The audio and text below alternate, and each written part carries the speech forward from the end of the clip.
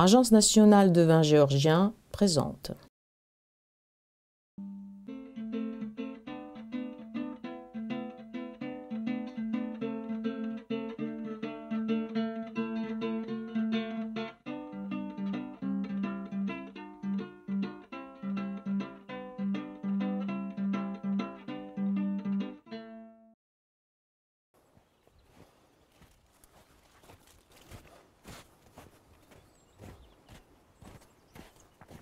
La vendange de Traveri tombe pile sur la première neige dans les hautes montagnes de Jari. Traveri, c'est une cépage de vigne unique dont le taux du sucre et de l'acidité organique ont le même niveau élevé.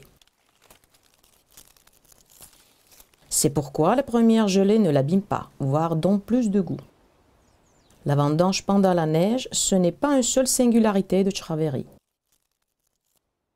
Avec ce vin rouge, on fabrique du vin blanc mousseux aussi.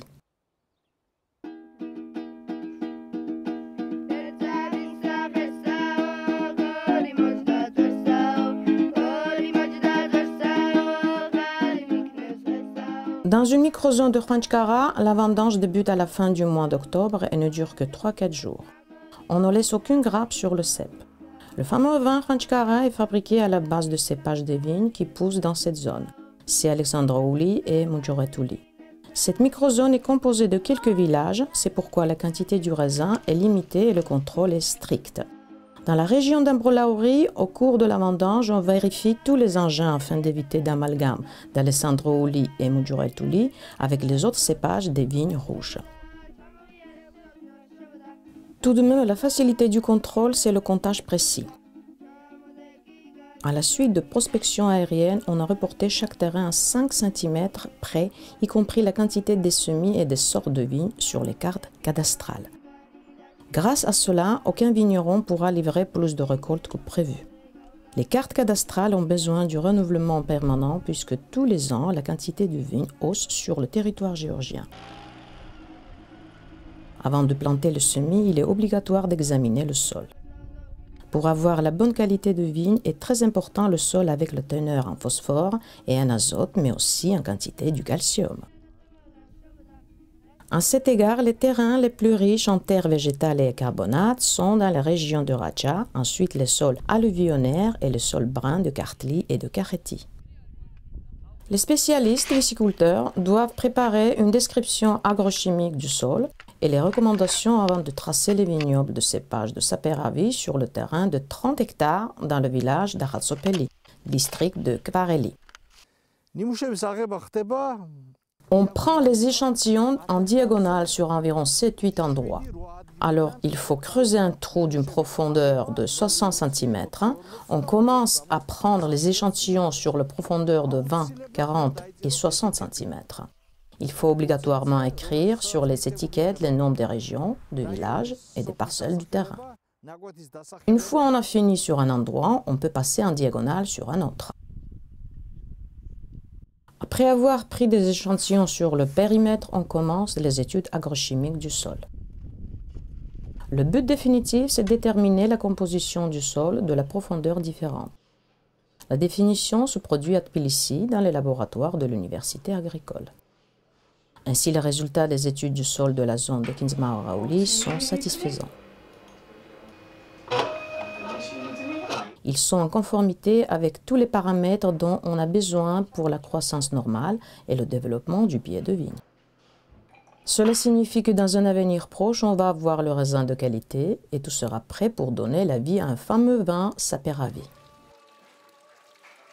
Il s'est trouvé que du bon vin, ce n'est pas que l'effet du sol et du climat convenable et bon soin du vignoble, mais aussi l'histoire de l'ameublement du sol.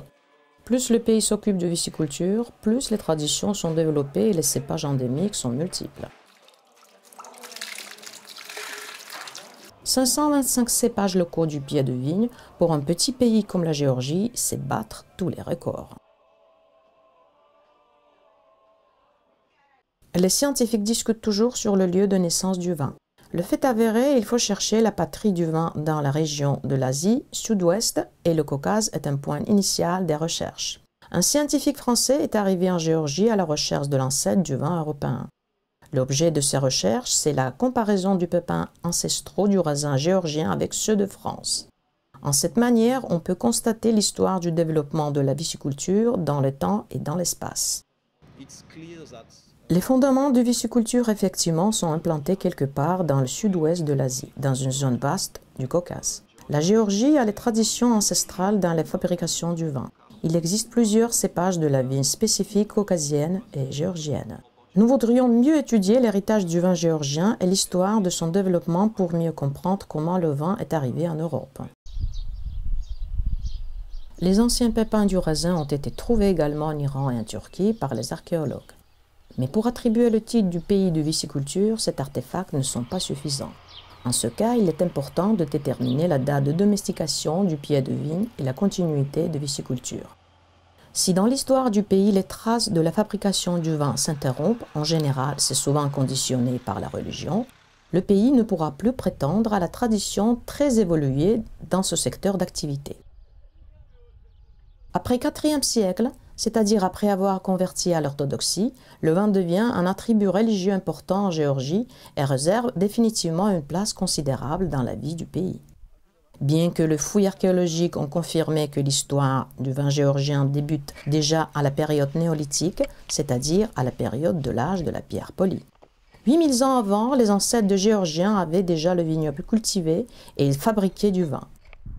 Mais les fouilles archéologiques de 2014 dans une colonie Shulaveri-Shomutepe, la région de Marneuli, peuvent fournir la réponse définitive à la viticulture mondiale à propos du berceau du vin. Nous assistons les fouilles d'une ville qui a 8000 ans. Dans cet endroit de montagne tranchée et tracé de la rivière qui a emporté une moitié d'un village. Désormais, il nous reste juste le tiers du vestige. La culture de Shulaveri est connue aussi par le fait que dans cet endroit, l'être humain abandonne la cueillette et passe au mode de vie sédentaire. Il apprivoise les animaux, cultive les plantes. Parmi ces plantes, il y a premier signe de la viticulture. Et la preuve, c'est le pépin du raisin. Les artefacts archéologiques réunis sur cet endroit sont étudiés dans les laboratoires paléobotaniques. La première étape, c'est les études par la méthode sèche. À l'aide d'un agrandisseur optique, on examine chaque millimètre du terrain. Seconde étape, c'est les études par la méthode de flottation. Les détriments invisibles sont traités avec l'eau. Voilà, nous avons trouvé le pépin du raisin. C'est un endroit où nous avons trouvé 5 pépins du raisin et maintenant nous en avons encore ajouté 3. Voilà, ça s'est produit juste devant nos regards. Même les études microscopiques nous montrent que les pépins carbonatés ne sont pas sauvages et avec leur grandeur correspondent aux paramètres du pied de vigne cultivé.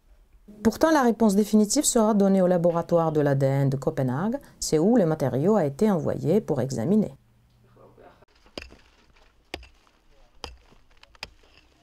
Mais même avant avoir reçu le résultat d'ADN, les archéologues géorgiens ont de quoi être contents.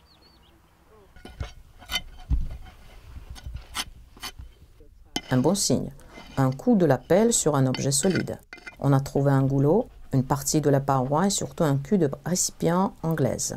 Et le fond du récipient est toujours la base de données car les résidus organiques restent toujours au fond. Les traces noires sur les parois du récipient prouvent que 8000 ans avant, dans ce récipient, il y avait du vin. Les scientifiques sont du même avis. L'ancien vin était rouge. Tous les artefacts trouvés jusqu'aujourd'hui confirment cette opinion.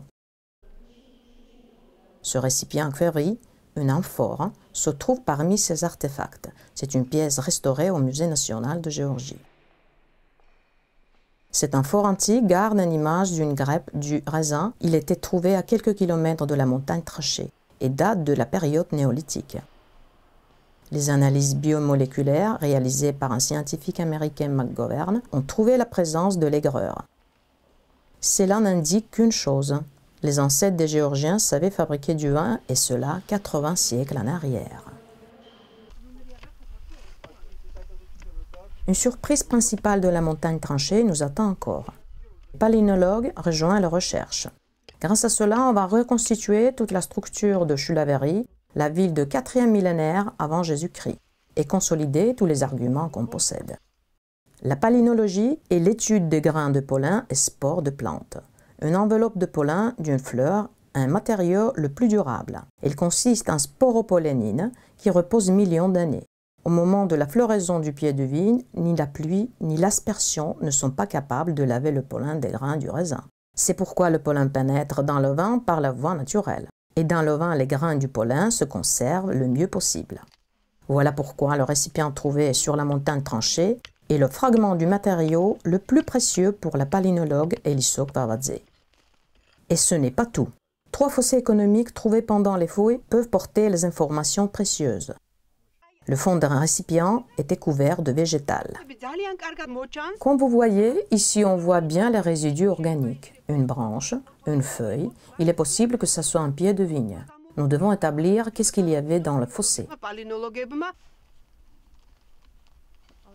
On ramasse les échantillons sur quelques endroits. Déjà, pendant les tests, il est clair que les fossés économiques portent l'intérêt particulier. Les fouilles sont terminées, maintenant on commence à étudier les matériaux réunis. Les résultats en dépassent les attentes. Toute la ville de Chulaveri était pleine de pollen de vigne. Des pollens se sont particulièrement bien conservés au fond du récipient anglaise. Mais avec du pollen de vigne, on retrouve du pollen de mauvaises herbes aussi. Normalement, elles poussent juste à côté du vignoble. Supposons ramasser du raisin dans la forêt. À cause de cela, il y aurait de la mauvaise herbe. Mais dans cet endroit, il n'y avait que du blé, la mauvaise herbe qui pousse à côté de l'habitat, par exemple l'ortie, le plantain. Selon cette gamme, on peut définir précisément où est-ce qu'il était ramassé le raisin, à côté de l'habitat ou dans la forêt. Très juste, les peuples habités par là avaient déjà le vignoble cultivé. Les études de pollen de la plante nous ont permis de reconstruire intégralement l'environnement. 8000 ans en arrière, comme aujourd'hui, le peuple s'occupait de l'élevage. Mais le paysage était radicalement différent. À l'époque, ces montagnes volcaniques étaient couvertes du bois. La découverte de grains de pollen de fougères, de chênes, d'ormes et d'aulnes témoigne cette opinion. Un peu plus bas, il y avait les forêts d'Opterocaria. Les saules poussaient dans les estuaires. Il faut remarquer que des pterocariades et des aulnes ne poussaient que dans la basse contrée de la Colchide et dans la vallée d'Alazani, au pied de la chaîne du Caucase. Ces végétaux ont besoin d'un climat plus chaud et humide, c'est-à-dire la température moyenne annuelle, et la quantité de précipitations était 2 fois plus élevée il y a 8000 ans. Au lieu du climat stépique, il y avait celui modéré, tout à fait pareil comme dans la vallée d'Alazani à Careti. Un peu plus bas, vers le fleuve, il y avait les pâturages et les champs. Les champs étaient arrosés par les eaux du fleuve. À cette époque, le système d'irrigation existait déjà. Dans les champs, on a trouvé des grains du blé à 42 chromosomes cultivés, des lentilles, des pois, d'orge, et ce qui signifie absolument qu'à l'époque, l'agriculture était au point. La maison de l'homme de l'époque était ronde, construite de l'adobe et finie par la coupole d'une forme de cône. Juste à côté, il y avait des ruches. L'homme s'occupait déjà d'apiculture. Il se servait du tissu en lin. En plus, les tissus sont tissés par les machines-outils et pas à la main. On n'a pas encore trouvé la toile en lin tissée sur la machine aussi vieille que cela. Si les ancêtres des Géorgiens de l'époque étaient à ce point d'évolution, il n'y a rien d'étonnant que le vignoble poussait à côté de leur habitat. Ils fabriquaient du vin, le gardaient dans le récipient anglaise et peut-être portaient des toasts.